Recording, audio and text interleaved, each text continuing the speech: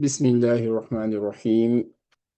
الحمد لله رب العالمين، والصلاة والسلام على رسول الله الأمين وعلى آله وأصحابه أجمعين. أما بعد، السلام عليكم ورحمة الله وبركاته. Espérons que tout le monde se porte bien. Bi'idhnillahi subhanahu wa ta'ala. Chers frères et sœurs en islam, la première des choses, c'est de remercier Allah subhanahu wa ta'ala, de rendre louange à Allah subhanahu wa ta'ala qui nous a fait vivre tous ces jours du début de Ramadan et nous allons vers la fin de Ramadan. Allah Azza wa Jal, par sa grâce et sa miséricorde absolue, nous a donné cette opportunité exceptionnelle. Et nous sommes vers la fin de ce grand mois de Ramadan. Nous sommes à la couronne du mois de Ramadan. Nous sommes au cœur même du mois de Ramadan. D'où l'importance du thème d'aujourd'hui, comment parfaire les derniers jours de Ramadan. Comment parfaire les derniers jours de Ramadan. Vous savez, quand le mois de Ramadan débutait, il est mentionné que les anciens disaient Marhabam bil mutahhir. Marhabam bil mutahhir. Bienvenue au purificateur. Bienvenue au purificateur. Celui qui purifie des péchés. C'est-à-dire le mois de Ramadan est une cause pour nous purifier de nos manquements et de nos péchés. Et ce grand mois de Ramadan tend vers sa fin. Maintenant, la question que nous nous posons, comment nous allons parfaire les derniers jours de Ramadan? Donc avant de rentrer dans le vif même du sujet, j'aimerais que vous méditiez avec moi un grand hadith de Nabi sallallahu alayhi wa sallam. Tous les hadiths de Nabi sallallahu alayhi wa sallam qui sont authentiques sont grands et importants. Mais ce hadith en particulier va parler à chacun de nous. C'est un hadith qui a été rapporté avec plusieurs versions dans plusieurs livres de hadith, mais la version que j'aimerais partager avec vous, c'est celle de l'imam Al-Hakim dans son livre de hadith qui est connu comme étant Al-Mustadrak. Il rapporte d'après un compagnon qui s'appelle Ka'b ibn Ujra, radiyallahu anhu.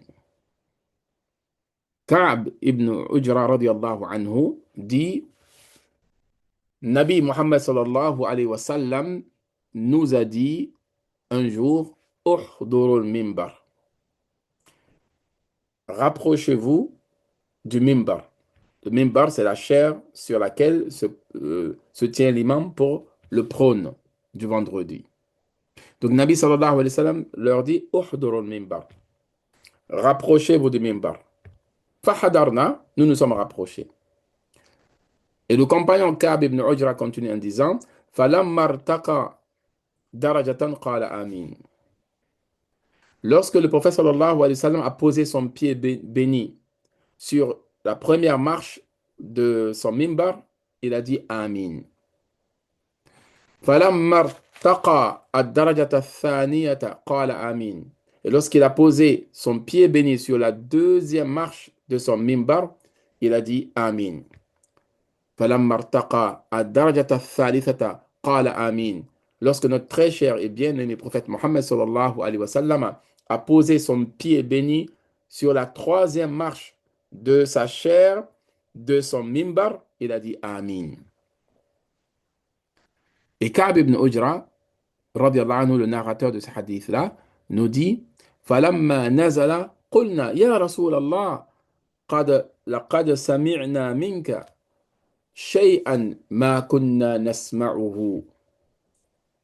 Il dit, nous avons dit, ô prophète d'Allah, ô messager d'Allah, nous avons entendu de toi aujourd'hui ce que nous n'avions pas l'habitude d'entendre. Et Nabi Muhammad sallallahu alayhi wa sallam leur a dit, Inna Jibril alayhi salam aradali. Que Jibril alayhi salam s'est présenté à moi. Jibril alayhi salam s'est présenté à moi. Et il dit, lorsque j'ai posé mon pied sur la première marche, Jibril alayhi salam a dit, Bu'dan liman adraka ramadana wa lam yughfar lahu. Malheur à celui qui a vécu le mois de Ramadan sans se faire pardonner. Bu'dan, et qu'il soit loin de la miséricorde d'Allah. Bu'dan, qu'il soit malheureux. Qui? Man adraka Ramadan wa lam yughfar lahu. Celui qui vit le mois de Ramadan sans se faire pardonner.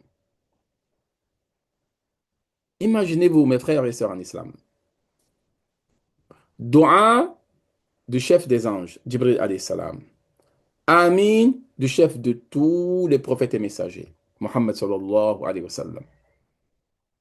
Imaginez-vous combien de fois ce dua il est exaucé. Jibril alayhi salam fait le dua, Nabi sallallahu alayhi wa sallam dit Amin. Par rapport à qui d'abord? Man adraka Ramadana wa lam yughfar lahu. Celui qui a vécu le mois de Ramadan sans se faire pardonner. Ensuite, on continue le hadith et on reviendra sur la première partie du hadith.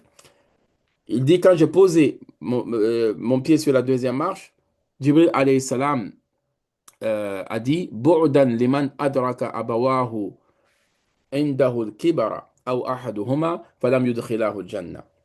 Malheur à celui dont les parents ont atteint l'âge avancé chez lui sans que ses parents ne le fassent rentrer au paradis. Soit ses deux parents, soit l'un d'eux ont atteint l'âge avancé sans que ses parents ne le fassent rentrer au paradis. Dans ce hadith, littéralement, c'est ça. Même si c'est Allah Azza wa Jalla qui fait rentrer au paradis, mais les parents sont tellement une grande cause pour entrer au paradis que Nabi sallallahu alayhi wa sallam dit dans cette version-là, Walam yudkhilahu al-jannah, que ses parents ne l'ont pas fait rentrer au paradis. Lui aussi, c'est un malheureux. Ou elle aussi, c'est un malheureux. Ça peut être un homme ou une femme. Les parents ont atteint l'âge avancé et que cette personne n'est pas à leur service. Cette personne ne s'est pas occupée d'eux. Cette personne les a négligés. Comment va-t-il entrer au paradis? Dua de Jibril. Amin de Mohammed sallallahu alayhi wa sallam. Et l'autre dua, le dernier, Bu'udan liman dhukirta indahu walam yusalli alayk. Malheureux, au malheur à celui qui entend ton nom sans prier sur toi. Celui qui entend le nom Mohammed et il prie pas sur lui, sallallahu alayhi wa sallam. Donc, nous, ce qui nous intéressera aujourd'hui ici, c'est la première invocation de Jibril, le premier Amin du prophète sallallahu alayhi wa sallam. Invocation de Jibril contre qui? Celui ou celle qui a vécu le mois de Ramadan sans se faire pardonner. Je ne sais pas si nous voyons un peu la gravité de la situation. Celui ou celle qui a vécu le mois de Ramadan sans se faire pardonner. Dua de Jibril alayhi salam, Amin du prophète Mohammed sallallahu alayhi wa sallam. Parce que certaines personnes pensent que euh, pendant le mois de Ramadan, si j'ai perdu mon temps, si je ne me suis pas engagé dans les œuvres de bien, c'est pas grave. Même si je n'ai pas de récompense, au moins, je sors zéro. Non, non, non. Personne ne sort zéro du Ramadan. C'est soit on sort gagnant, soit on sort perdant. Il n'y a pas de je sors nul. Il n'y a pas de. Voilà. C'est soit on gagne, soit on perd. On ne sort pas de Ramadan sans soit gagner, sans soit perdre. Et ce hadith, il est clair là-dessus. Celui qui vit le mois de Ramadan sans se faire pardonner. Dua de Jibril alayhi salam est contre lui. C'est pas ma dua qui peut être rejetée par Allah Azza wa Jal. C'est le dua de Jibril alayhi salam. Le amin du prophète Mohammed sallallahu alayhi wa sallam. Donc il ne faut pas penser que même si je n'ai pas fait beaucoup d'actions pendant le mois de Ramadan, c'est pas grave. Même si je n'ai rien, c'est pas grave. Non, c'est très grave. Si tu ne te fais pas pardonner durant le mois de Ramadan, c'est hyper grave. Parce que tu as le dua de Jibril alayhi salam contre toi. Tu as le amin du prophète Mohammed sallallahu alayhi wa sallam contre toi. Et ça, c'est hyper grave.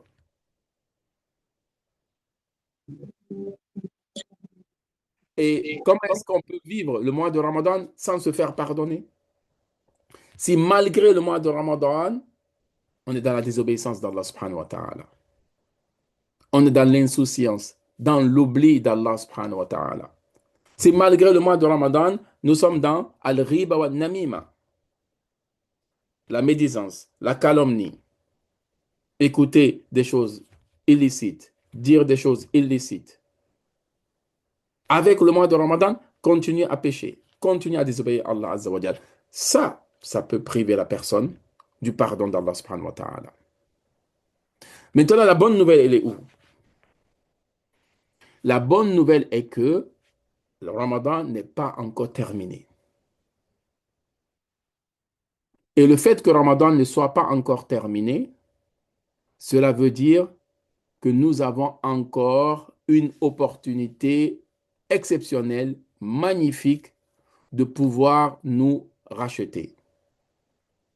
Celui qui a été négligent au début de Ramadan, celui qui a eu des manquements au début de Ramadan, celui même qui a péché au début de Ramadan, qui a désobéi à Allah Azza wa Jal, est-ce qu'il peut parfaire les derniers jours de Ramadan pour qu'il se fasse pardonner? Oui. Et c'est la bonne nouvelle que je voulais vous annoncer aujourd'hui. Si vous faites un effort pour parfaire les derniers jours de Ramadan, Allah vous pardonnera les manquements que vous avez eus au début de Ramadan. Le grand cheikh de l'islam, Ibn Taymiyyah, rahimahullah subhanahu wa ta'ala, disait Al-ibratu bi kamali nihayati, la bi naqsil bidayat. Une parole hyper importante. Il dit l'important est la perfection des fins, F-I-N, et non l'imperfection des débuts. L'important, c'est quoi? La perfection des finalités, la fin. Comment est-ce que tu termines la chose? Si tu parfais la finalité, les imperfections du début te seront pardonnées.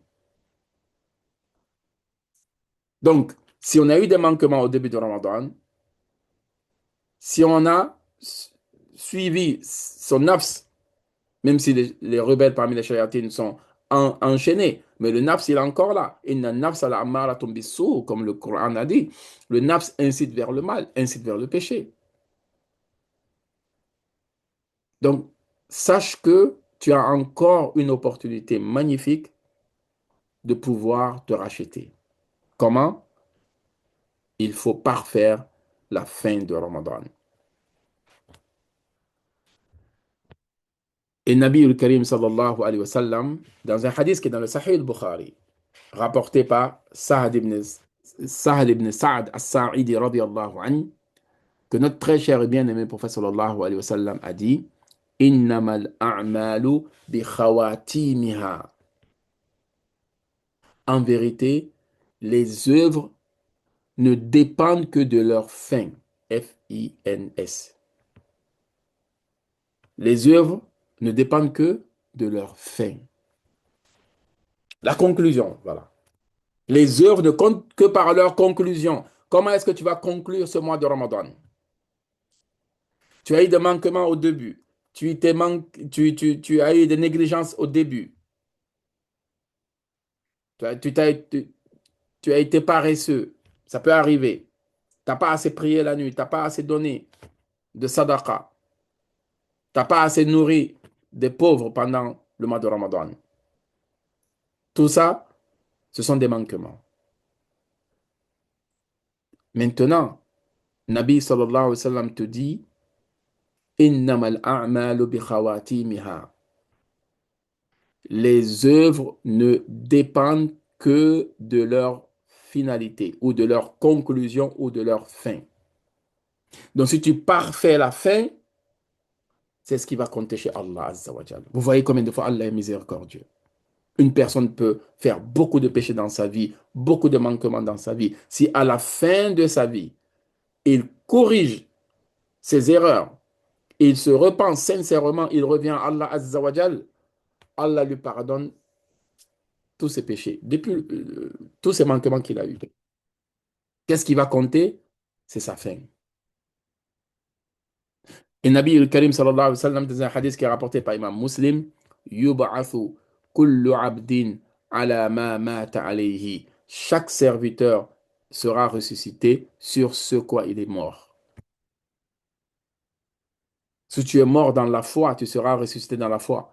Tu es mort dans une adoration, tu seras ressuscité dans cette adoration-là. Tu es mort en te repentant, en revenant vers Allah, tu seras ressuscité comme ça. Mais malheureusement, si tu es mort en désobéissant à Allah, tu seras ressuscité dans cet état-là. Donc chacun sera ressuscité dans l'état dans lequel il est mort. La situation dans laquelle cette personne est morte. Si c'est une situation de bonne œuvre, elle sera ressuscitée comme ça. De mauvaise œuvre, elle sera ressuscitée comme ça. Imaginez-vous ceux qui meurent dans des cambriolages, ceux qui meurent hein, dans des agressions, hein, qui vont agresser les gens et qui meurent dedans. Chacun sera ressuscité dans l'état dans lequel il est mort. Donc mes frères et sœurs en islam, ce qui compte, c'est la fin. C'est comme une course. Une course, certains au début vont courir très vite, rapide, mais vont s'essouffler, vont ralentir. Et certains au début aller un peu doucement et vers la fin vont accélérer. L'important, c'est quoi? C'est la fin, à l'arrivée. Ne pas se faire dépasser par les autres. Et raison pour laquelle euh, l'imam Ibn al-Jawzi, rahimahullah subhanahu wa ta'ala, et d'autres imams ont rapporté cette magnifique parole de Sufyan al-Thawri, cette magnifique parole plutôt de l'imam Ibn al-Jawzi dans son livre Sayd al-Khatir. Il dit Inna al-khayla idha sharafat نهاية المضمار بذلت قصارى جهدها لتفوز بالسباق. Il dit lorsque lorsque les chevaux approchent de la ligne d'arrivée, les chevaux déploient leur dernière force pour remporter la course. Lorsque les chevaux approchent la ligne d'arrivée, regardez les courses de chevaux. Quand ils approchent la ligne d'arrivée, ils déploient leur dernière force pour remporter la victoire. Et il dit, Fala takunil khaylu aftana minka, que les chevaux ne soient pas plus intelligents que toi. Que les chevaux ne soient pas plus intelligents que toi. Parce que les chevaux, quand ils s'approchent de l'arrivée, ils déploient toutes leurs dernières forces. Ils se donnent à fond. Donc toi, pareil, quand c'est la fin de Ramadan, ce n'est pas le moment de baisser les mains. Ce n'est pas le moment de se laisser emporter par la fatigue des 20 premiers jours. Non. Là, tu arrives à la fin, c'est là que tu dois redoubler d'ardeur, redoubler de bonnes œuvres, redoubler d'efforts. Raison pour laquelle notre mère Aïcha radiallahu anha disait, le hadith est dans Sahih Muslim, كان رسول الله صلى الله عليه وسلم يجتهد في العشر الأواخر ما لا يجتهد في غيره.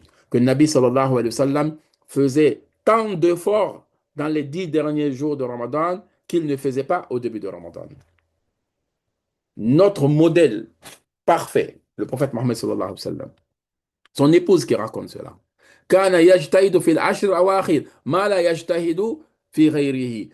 Que Nabi Mohammed sallallahu alayhi wa sallam faisait tant d'efforts durant les 10 derniers jours de Ramadan, des efforts qu'il ne faisait pas au début de Ramadan. Déjà au début de Ramadan, il faisait beaucoup d'efforts, mais à la fin, il faisait encore plus d'efforts. Il augmentait dans la cadence de l'effort. Raison pour laquelle Nabi sallallahu alayhi wa sallam, les 10 derniers jours, il faisait le i'tikaf, la retraite spirituelle à la mosquée.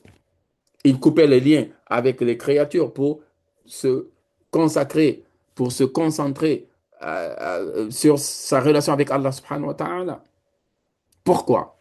Parce que la fin, c'est elle qui va marquer si on a réussi ou pas. Donc vous voyez où je veux en venir. Si vous voulez parfaire les derniers jours de Ramadan, c'est de profiter des 10 derniers jours de Ramadan. De profiter des 10 derniers jours de Ramadan. Si vous arrivez à bien profiter des 10 derniers jours de Ramadan, vous allez parfaire votre Ramadan. Et en conséquence, Inch'Allah subhanahu wa ta'ala, vous serez pardonné. Et celui qui est pardonné, c'est le paradis d'Allah Azza wa Jal.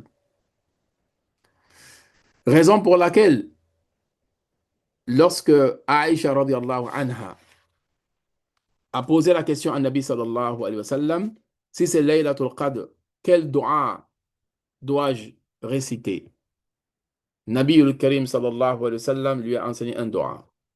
Allahumma innaka afuwun tuhibbul afwa fa'afu anni.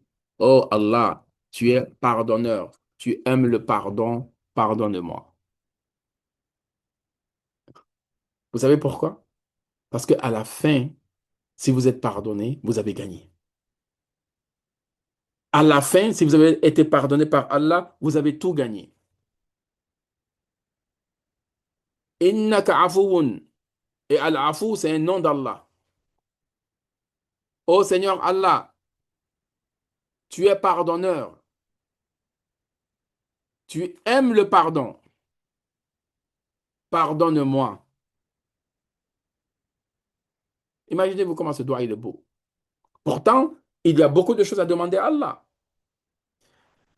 Nabi sallallahu alayhi wa sallam a choisi ce nom-là, ce doigt-là a enseigné à Aïcha radiallahu anha. Et nous sommes concernés aussi. Allah, tu aimes le pardon,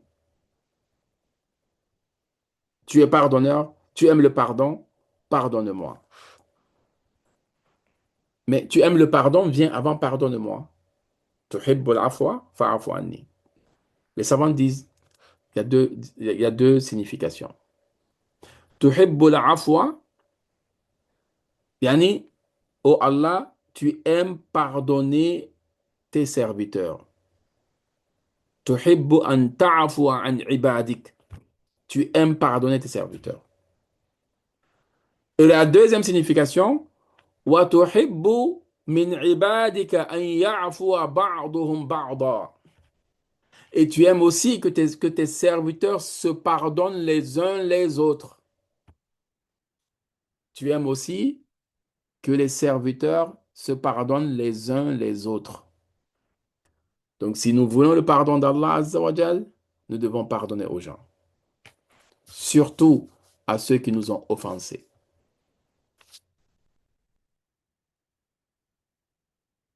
Ceux qui nous ont offensés. Allah tuhibbuna an yaghfira Allahu lakum. Allah nous pose la question dans le Coran. Ne voulez-vous pas qu'Allah vous pardonne? Et vous savez, ce verset a été révélé par rapport à Abu Bakr radiallahu anhu, c'est dans Surat An-Nur. Lorsqu'il y a un membre de sa famille qui a calomnié sur sa fille Aïcha radiallahu anha. Ce que, dans la Sira, on dit Waqiatul Ifk, l'affaire de la diffamation. Quand ils ont diffamé Aïcha radiallahu anha, calomnié Aïcha radiallahu anha, il y avait un membre de sa famille que Abu Bakr, son père, aidait souvent financièrement. Et depuis, quand il a su qu'il faisait partie des calomniateurs, Abu Bakr radiallahu anhu dit, je ne vais plus t'aider. Allah a révélé ce verset.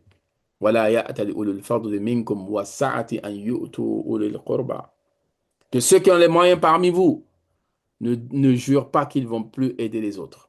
Alors que la personne que Abu Bakr radhiyallahu anhu a voulu ne plus aider, c'est quelqu'un qui a calomnié Aïcha, qui a diffamé Aïcha, qui a sali le nom de Aïcha radhiyallahu anha. Allah dit فَلْيَعْفُوا وَلْيَصْفَحُوا, qu'il pardonne et qu'il absolve. Allah tuhibbuna an yaghfira Allahu lakum. N'aimez-vous pas qu'Allah vous pardonne? Donc quand tu lis ce doua-là, pendant Laylatul Qadr, pendant les 10 dernières nuits, tu cherches Laylatul Qadr, tu dis Allahumma innaka afuwun tuhibbul afwa fa'afu anni. Rappelle-toi de cette histoire que tu dois pardonner à ceux qui t'ont offensé. Tu veux le pardon d'Allah? Allah est pardonneur. Allah lui-même, il est afou. Et Allah, il n'est pas que pardonneur, il aime le pardon. Il aime pardonner à ses serviteurs. Il aime aussi que ses serviteurs se pardonnent les uns les autres. Tu veux parfaire tes derniers jours de Ramadan? Réfléchis à toute personne qui t'a offensé. Dans ta famille, parmi tes proches, parmi euh, tes frères, tes sœurs en islam, parmi tes voisins, voisines, etc., etc., pardonne-leur. Et pardonne-leur pour Allah. C'est pas facile. Le nafs va dire, ah, attention, lui, ah, celle-là, il t'a trop mal parlé. Peut-être celui-ci, il a trop abusé de son autorité. Lui, il a... Peu importe. Allah nous pose la question. Allah tuhibbuna an yaghfira Allahu lakum. N'aimez-vous pas qu'Allah vous pardonne? Mais la question, c'est si on aimerait, bien sûr qu'on aimerait qu'Allah nous pardonne. Combien de péchés nous faisons par jour?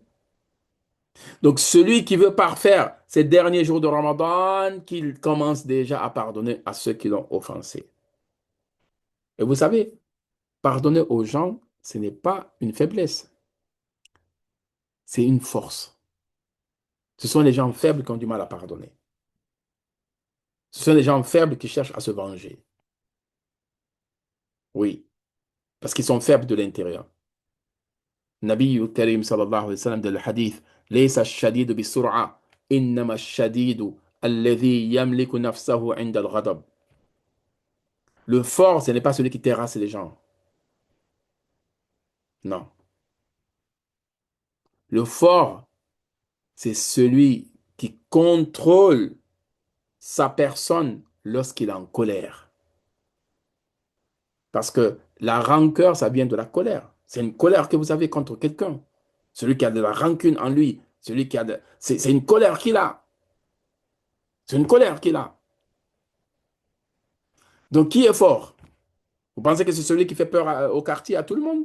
Quand il marche, tout le monde a peur? Lui, il n'est pas fort en vérité. Celui qui est fort, c'est celui qui est capable d'encaisser les injustices des gens et de les pardonner. Même aux non-musulmans, j'ai vu une question là, même aux non-musulmans. Aux non-musulmans qui ne combattent pas l'islam, bien sûr. Eux, ils méritent un pardon. Eux, ils méritent notre bonté. Ils méritent notre tolérance. Celui qui ne combat pas l'islam. Donc, s'ils nous ont offensés, il faut les pardonner. En plus, la plupart ne combattent pas l'islam. La plupart, c'est des ignorants de l'islam. Ils ne connaissent pas l'islam. La plupart ne connaissent pas l'islam, malheureusement. Donc, ce qu'ils ont entendu à la télévision, à la radio, ils suivent. Souvent, ils ne sont pas mal intentionnés parce qu'ils ne savent pas les savants disent, An-nasu a'da'u lima jahilu. Les gens sont ennemis de ce qu'ils ignorent. Les gens sont ennemis de ce qu'ils ignorent. Et beaucoup ignorent c'est quoi l'islam. Parce qu'ils ont entendu que l'islam, c'est le terrorisme. L'islam, c'est, je sais pas, le radicalisme. L'islam, c'est la terreur. Bon, certains, malheureusement, c'est ce qu'ils entendent. Et ils croient que c'est ça. Donc, ils ont une position négative envers l'islam et les musulmans parce que c'est ce qu'ils ont entendu.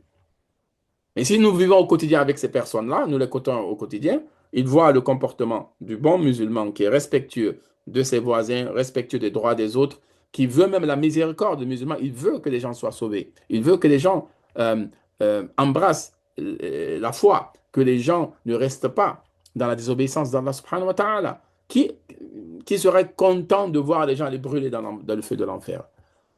C'est pas notre souhait que les gens aillent brûler dans le feu de l'enfer. Le musulman n'est pas mauvais ni méchant. Voilà. Donc il faut beaucoup de tolérance envers ce genre de personnes et pardonner leurs méfaits, leurs injustices. Parce que la plupart le font par ignorance. Donc si vous voulez parfaire vos derniers jours de Ramadan, il faut apprendre à pardonner. Ça, c'est une chose. Si vous voulez parfaire vos derniers jours de Ramadan, il faut veiller les nuits. Pourquoi vous devez veiller les nuits?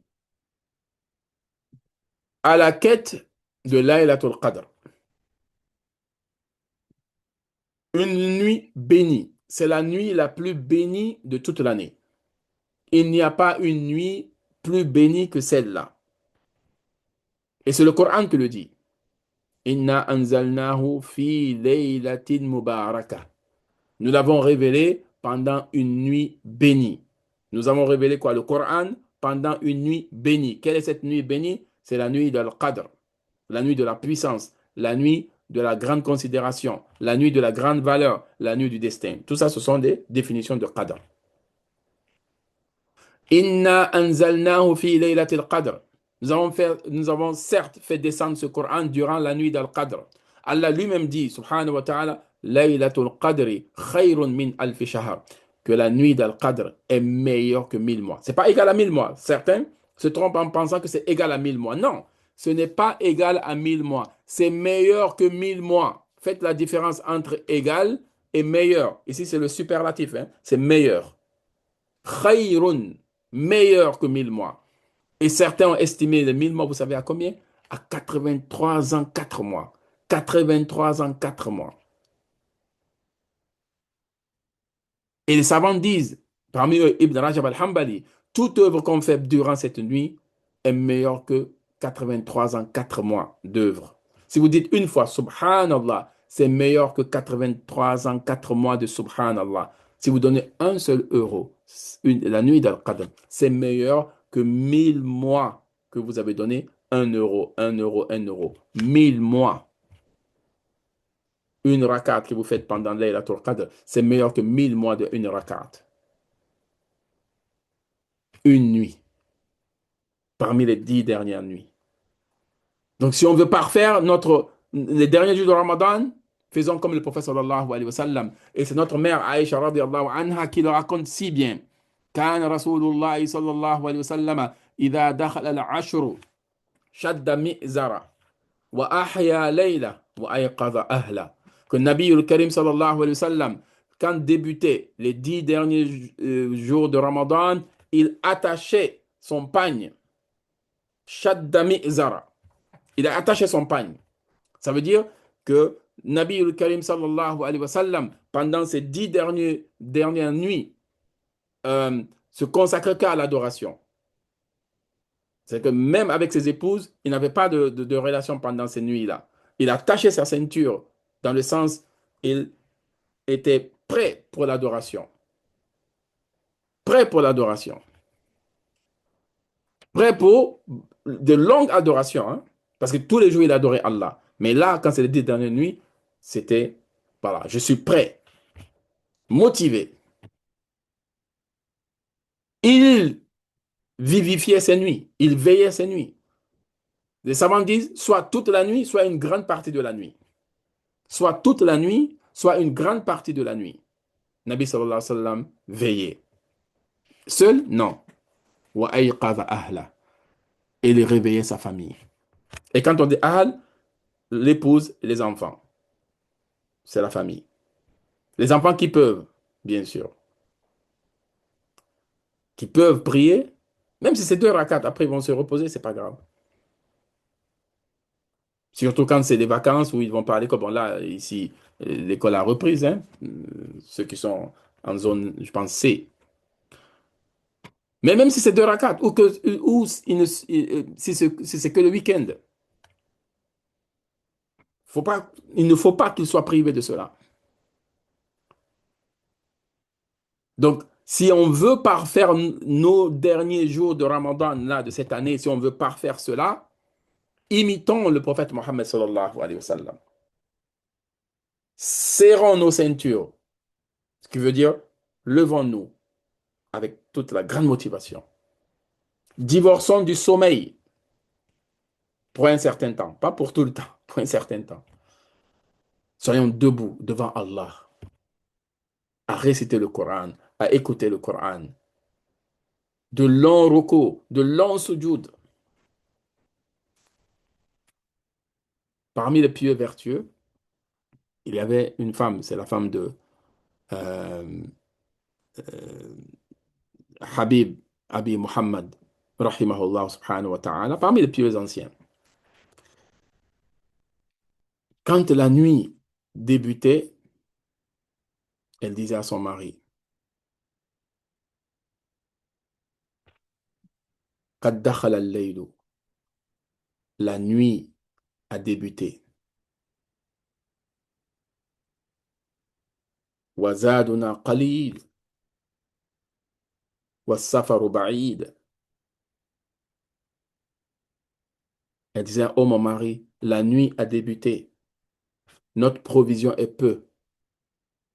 وبين أيدينا سفر بعيد. Et notre voyage est lointain. وقوافل وقوافل الصالحين قدامنا. Et les caravanes des gens pieux nous ont dévancés. وَنَحْنُ قَدْ بَقِينَا. Et nous sommes restés en arrière. Elle réveillait son mari pour prier la nuit avec ses belles paroles. Réveille-toi, la nuit a débuté. Notre voyage est lointain et nos provisions sont maigres. Et les caravanes des vertueux nous ont dévancés. Et Nabi al-Karim sallallahu alayhi wa sallam dit, Rahimallahu mra'an qama min al-layli fa salla wa ayqadha mra'atah. Qu'Allah fasse miséricorde à un homme qui s'est réveillé la nuit pour prier et qui réveille son épouse. Fa in abat nadaha fi wajhi al-ma. Si elle refuse, il asperge gentiment, doucement.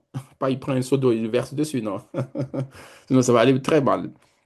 Il asperge un peu d'eau gentiment pour lui faciliter le réveil.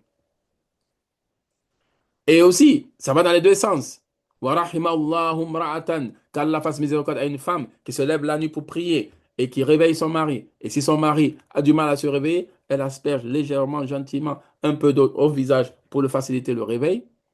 Et Nabi al-Karim sallallahu alayhi wa sallam dit, fa in qama, si les deux se lèvent, le mari et l'épouse, et qui prient, kutiba min al-dhakirin Allah kathiran wa dhakirat. Ils seront inscrits parmi ceux qui évoquent Allah abondamment. L'épouse et l'époux seront inscrits auprès d'Allah, pas parmi les paresseux, non, pas parmi les négligents, non, parmi ceux qui évoquent Allah abondamment. Ne voulez-vous pas ça pour vos épouses? Ne voulez-vous pas ça pour vos époux? Profitez-en pendant les nuits de Ramadan, surtout les dernières nuits de Ramadan. Et Nabi al-Karim sallallahu alayhi wa sallam dit, hadith authentique, Man qama bi ashri ayatin, lam yuktab min al-ghafilin. Celui qui prie avec 10 versets dans la nuit ne sera pas inscrit parmi les indifférents, les insouciants, les négligents. وَمَنْ قَامَ بِمِئَةِ آيَةٍ. Et celui qui se lève et qui prie avec 100 versets, kutiba min al-qanitin, il sera inscrit dans la liste des obéissants à Allah, ceux qui obéissent à Allah. وَمَنْ قَامَ بِأَلْفِ آيَةٍ. Et celui qui se lève la nuit et prie avec 1000 versets, kutiba min al-muqantirin, il sera inscrit dans la liste des muqantirin, c'est-à-dire ceux qui prennent les récompenses, des montagnes, des montagnes, des montagnes de récompenses. Et vous savez ce qui est magnifique dans tout ça? Si vous prenez l'habitude de prier la nuit, vous ne serez pas hypocrite. Retenez cela. Vous ne serez pas hypocrite. C'est pas moi qui le dis. C'est Qatada, rahimahullah subhanahu wa ta'ala. Il dit, Ma qama min al-layli munafiq. Qu'un hypocrite ne se lève jamais la nuit pour prier. Un hypocrite ne se lève pas la nuit pour prier. Parce que l'hypocrite, il œuvre pour montrer aux gens. Mais la nuit, dans l'obscurité de la nuit, il n'y a personne qui le regarde à part Allah Azza wa Jal. Imaginez-vous. Un hypocrite ne se lève pas la nuit. Allah Azza wa Jal parle des hypocrites dans le Coran. وَإِذَا قَامُوا إِلَى الصَّلَاةِ قَامُوا كُسَالَى. Quand ils se lèvent pour la salat, ils se lèvent nonchalants, paresseux. يُرَاءُونَ النَّاسَ. Ils montrent aux gens qui sont là, qui sont debout. وَلَا يَذْكُرُونَ اللَّهَ إِلَّا قَلِيلًا. Ils n'évoquent Allah que très peu. Un hypocrite, il évoque Allah que très peu. Donc, évoquer peu Allah, c'est un signe d'hypocrisie. Il faut beaucoup évoquer Allah. Ya ayyuhalladhina amanu, udhkurullaha dhikran kathiran wa sabbihuhu bukratan wa asila. Ô vous les croyants, évoquez Allah abondamment. Dites la glorification d'Allah Azza wa Jalla, le tasbih, bukratan wa asila, matin et soir.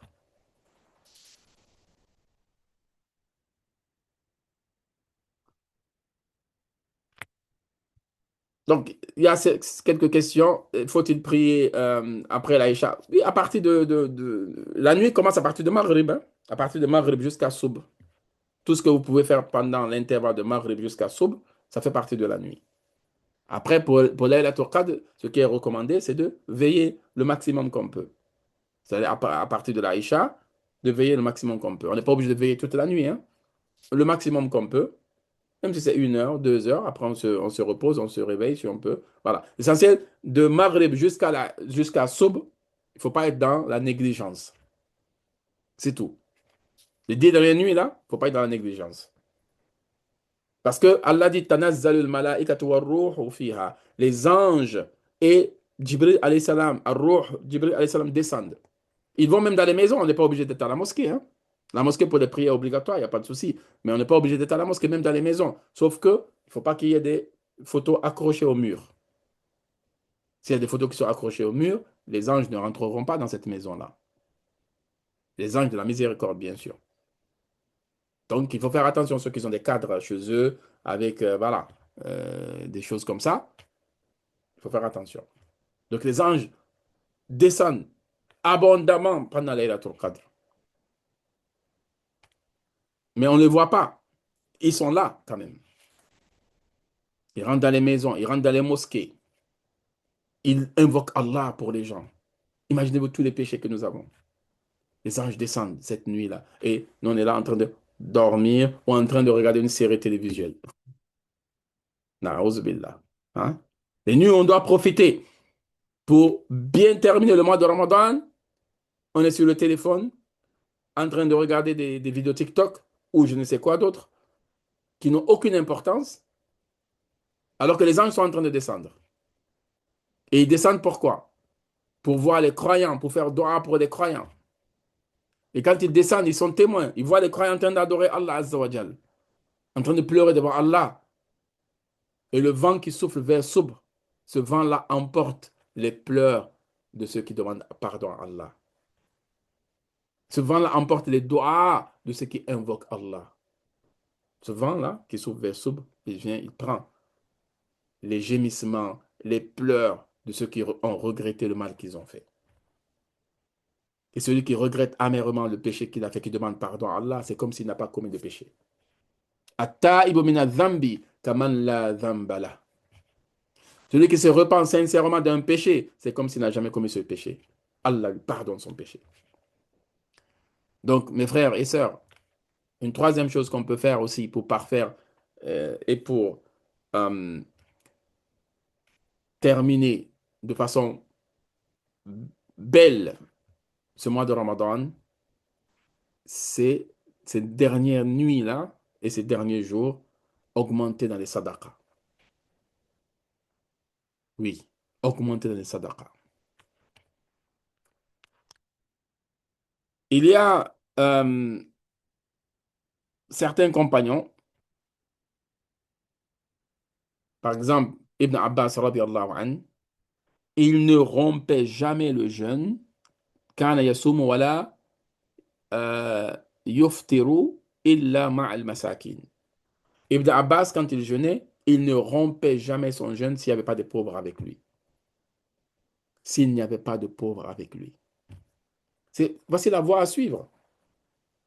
À Maghrib, quand vous allez, vous avez tout. Vous avez la shurba, vous avez la harira, vous avez je sais, des samosas, vous avez comment on appelle ça?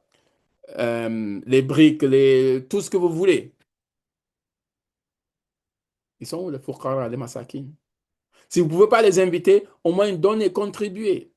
Il y a beaucoup d'associations aujourd'hui qui travaillent pour ça, qui récoltent de l'argent, qui vont donner. Nous ici, alhamdulillah, chaque année, par la grâce d'Allah Azzawajal, on envoie, on a une madrasa, une orphelinat, des orphelins au Ghana qui, en même temps, apprennent le Coran là-bas. Chaque année, on envoie. Tous les jours, ils font l'iftar. Avec quelques frères, quelques sœurs d'ici, on met de l'argent ensemble, on envoie. Tous les jours, le iftar. Des orphelins, mais qui apprennent le Coran au Karim. Et tous les jours, ils ont le iftar, ils ont le suhoor aussi. Je ne dis pas on est les meilleurs, mais voici le peu que nous pouvons faire, nous, ici, à notre niveau. Vous aussi, vous pouvez faire beaucoup de choses. Vous savez pas, si le musulman savait la grande puissance qu'Allah a mis derrière la sadaqa, wallahi, il passerait toute sa vie à donner, à donner, à donner. Parmi les anciens pieux, il y a certains qui faisaient le commerce seulement pour distribuer les bénéfices aux pauvres. Il disait, Laoula al-fuqara, lama tajartu. S'il n'y avait pas de pauvres, j'aurais jamais fait de commerce. Aujourd'hui, les gens font le commerce pour les pauvres, sincèrement, entre nous. Ah ben, venez, on va aller à Dubaï. Oh, il y a des bonnes opportunités là-bas. Venez, on va aller, je ne sais pas dans quel pays. Venez, on va faire du trading. Venez, on va. Tout ça pour se remplir les poches. La plupart des gens aujourd'hui, quand ils font le business de commerce, c'est pourquoi? C'est pour se remplir les poches. Combien disent, je vais faire le commerce pour que les bénéfices que j'aurai, je vais les distribuer aux fuqara, les masakin. Quand on dit suivre les pieux prédécesseurs, ce n'est pas que sur la langue. Hein. Suivre les pieux prédécesseurs, ce n'est pas seulement dans la prière. Suivre les pieux prédécesseurs dans leur comportement au quotidien. Leur grande miséricorde et compassion qu'ils avaient pour les pauvres et les femmes veuves, les orphelins. C'est ça, suivre les pieux prédécesseurs. Au quotidien dans leur façon de vivre, dans leur compassion, dans leur générosité. Et la plupart qui ont réussi n'ont pas réussi parce qu'ils priaient beaucoup, parce qu'ils jeûnaient beaucoup. La plupart qui ont réussi, ils ont réussi parce que ici c'était pur. Le Nabi sallallahu alayhi wa sallam dit At-taqwa hahuna, la piété ici. Wa ashara ila sadrihi. Il a montré sa poitrine, c'est-à-dire que le cœur. Un cœur miséricordieux, un cœur plein de compassion. Si vous voulez parfaire vos derniers jours de Ramadan, toutes les nuits, tous les jours, donnez. Ne serait-ce que 1 euro, 2 euros, 10 euros, ce que vous pouvez donner. Et si ça tombe pendant Laylatul Qadr, si ça coïncide plutôt avec Laylatul Qadr, vous avez gagné. Et pour terminer, vous connaissez le hadith. كان رسول الله صلى الله حديث de Anas رضي الله عنه كان رسول الله صلى الله عليه وسلم أجود الناس. Nabi al-Karim était le plus généreux des humains, le plus généreux. وكان أجود ما يكون في رمضان. Et il était encore plus généreux quand il était le mois de Ramadan. حين يلقاه جبريل. Car Jibril alayhi salam venait toutes les nuits pendant le Ramadan, sur le Coran, et ils récitaient ensemble le Coran. Donc, Nabi sallallahu alayhi wa sallam, kana ajwala min ar-rih al-mursala. Il était plus généreux que le vent, les vents annonciateurs de pluie. Quand il y a la sécheresse quelque part et qu'il y a du vent qui annonce la pluie, combien de fois les gens sont contents? Ils sont contents. C'est une pluie salvatrice qui arrive. Nabi sallallahu alayhi wa sallam était plus généreux que ces vents annonciateurs de pluie salvatrice. On aime le prophète sallallahu alayhi wa sallam, on doit suivre ses pas. Et parmi ces pas, il y a les pas de la générosité. Et je termine avec une histoire. Le grand imam Abu Nu'aym al-Asfahani et le grand imam Abu Bakr ibn Abi Shayba, c'est le cheikh de l'imam al-Bukhari, ibn Abi Shayba. Les deux, dans leurs différents ouvrages, ont raconté cette histoire-là. Imam Abu Nu'aym al-Asfahani dans son livre Hilyat al-Awliya et l'imam Abu Bakr ibn Abi Shayba dans son livre Al-Musannaf. Ils ont raconté l'histoire que Abu Musa al-Ash'ari, radiallahu anhu, le compagnon de Nabi sallallahu alayhi wa sallam, quand il était à l'article de la mort, quelques instants avant de mourir, ses enfants étaient autour de lui. Il leur a dit, Ya baniya, udhkuru sahib al-raghif. Oh mes chers enfants, rappelez-vous de l'homme au morceau de pain. L'homme au morceau de pain. Et il leur a raconté l'histoire. Qui est l'homme au morceau de pain? Il dit, dans les nations qui nous ont précédés, il y avait un homme vertueux qui adorait Allah dans un monastère et qui ne descendait en ville qu'une fois dans la semaine. Donc il a son monastère, il est là-bas, il adore Allah, il adore Allah, il adore, il ne se mélange pas aux gens. Et une fois dans la semaine, il descend en ville, il achète des condiments dont il a besoin pour manger. Après, il remonte dans son monastère, il reste là-bas à adorer Allah. Il a fait ça dans certaines versions de cette histoire, 70 années. Écoutez bien, 70 ans. Il adore Allah, il descend qu'un seul jour en ville pour rencontrer les gens, prendre de quoi manger et il monte. 70 ans. Je pense que parmi nous, je ne pense pas que quelqu'un a atteint 70 ans. Et un jour, quand il est descendu en ville, vous connaissez Shaitan. Shaitan, il est aux aguets, il est là, il regarde, il cherche à nous égarer. Et une fois, quand il est descendu en ville, Shaitan a fait qu'il a, bon, a, l'a soumis à une tentation. Une belle femme est passée par là et voilà, il fut sous les charmes de cette dame. Mais c'est Shaitan, hein, qui a œuvré derrière. Et il est tombé dans le péché avec elle. Le péché de l'adultère, zina, pendant 7 nuits. 7 nuits, il est resté avec cette femme dans, qu'Allah nous préserve, zina. Et 7 nuits après, il s'est rendu compte de la bassesse dans laquelle il est tombé. Vous savez, souvent, le nafs, hein, le nafs, nous pousse à faire des choses. Et tellement nous sommes voilà, dans la prison du nafs qu'on n'arrive pas à réaliser le mal que nous faisons. Et quand on se délivre un peu du nafs, là, on commence à voir clair. Donc, 7 jours après, il a dit, mais qu'est-ce que j'ai fait? L'adultère pendant 7 jours. Il a pleuré. Parce qu'il avait encore le bien en lui. C'est pas parce qu'il a fait le zina que ça veut dire que oh, c'est une mauvaise personne. Quelqu'un qui adore Allah pendant 70 années. Donc il avait encore quelque chose en lui. La foi. Il avait quelque chose, même si elle a été ternie par le péché, mais il avait quand même quelque chose en lui. Donc il a regretté amèrement. Tellement il a regretté, il a décidé de quitter la ville. aller dans une autre ville où il y a des gens pieux et vertueux. Et pour cela, pour se faire pardonner, vous savez quoi? Il faisait un pas, il faisait deux rakats. Il demandait pardon à Allah. Un pas, deux rakats. Un pas, deux rakats. Faites, si vous faites 10 pas, ça fait combien? Ça fait 10 rakats. Euh, 20 rakats plutôt. Maintenant, il a voyagé d'une ville à une ville à pied. Imaginez-vous le nombre de pas qu'il a fait et le nombre de rakats qu'il a fait. Tout ça en pleurant. 7 jours de haram.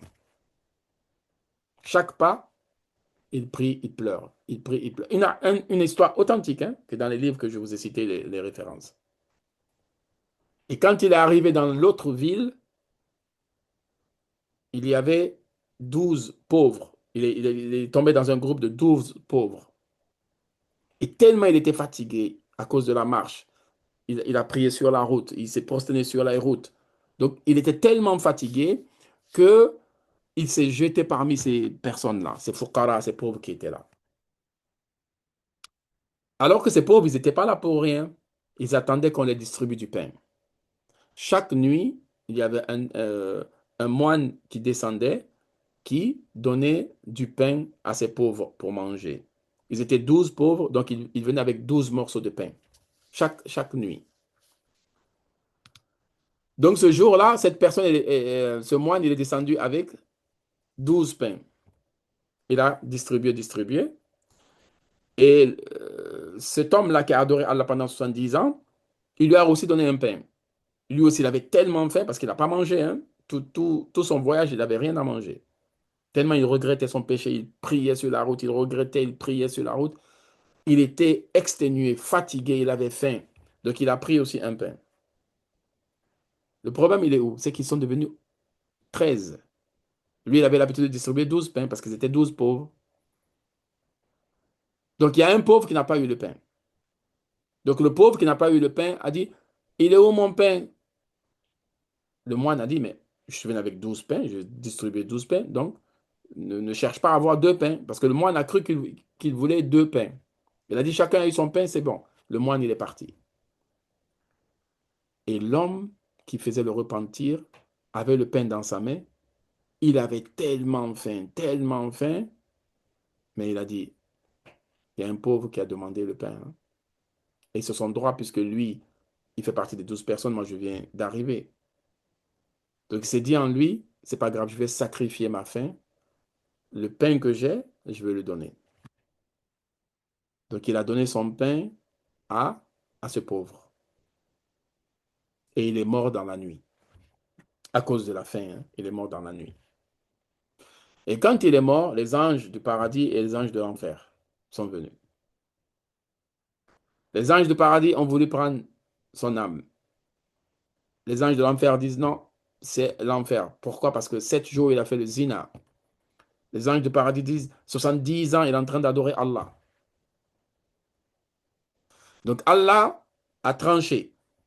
Allah Azzawajal dit, prenez ces 70 ans d'années, 70 ans d'adoration, mettez sur euh, une balance et prenez les 7 jours de zina, mettez sur une balance.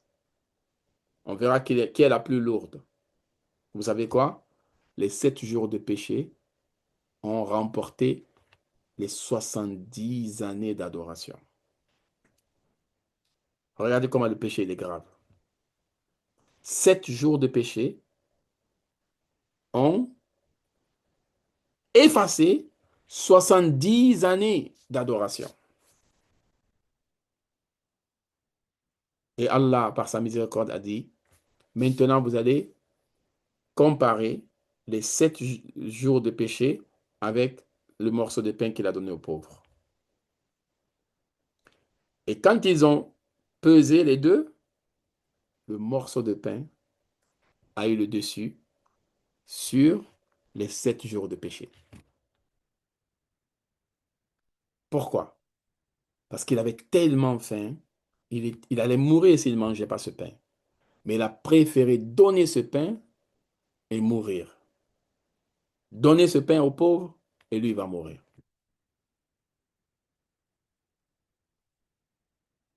Il a été pardonné, vous savez quoi? À cause d'un morceau de pain. Mes chers frères, mes chères sœurs, ne minimisez jamais une sadaqa. Jamais. Ne repoussez jamais un pauvre. Si vous n'avez rien à donner, au moins, soyez gentil envers la personne. Ne minimisez jamais 1 euro qu'on donnera pour Allah Azza wa Jal. Donc, si on veut parfaire nos derniers jours de Ramadan, multiplions les sadaqat. Ne négligeons pas les sadaqat. Ne minimisons pas les sadaqat. Qu'Allah Azza wa Jal donne la compréhension, qu'il fasse de nous des musulmans sincères et pieux, qu'il nous pardonne tous nos manquements depuis le début du Ramadan et qu'Allah nous facilite de pouvoir parfaire ces derniers jours de Ramadan bi'idhnillahi subhanahu wa ta'ala. Donc voici le rappel que je voulais partager avec vous. Je vous dis à une prochaine assise, Inch'Allah. Subhanakallahumma bihamdik. Ashhadu an la ilaha illa anta astaghfiruka wa atubu ilayk. Wassalamu alaikum wa rahmatullahi wa barakatuhu.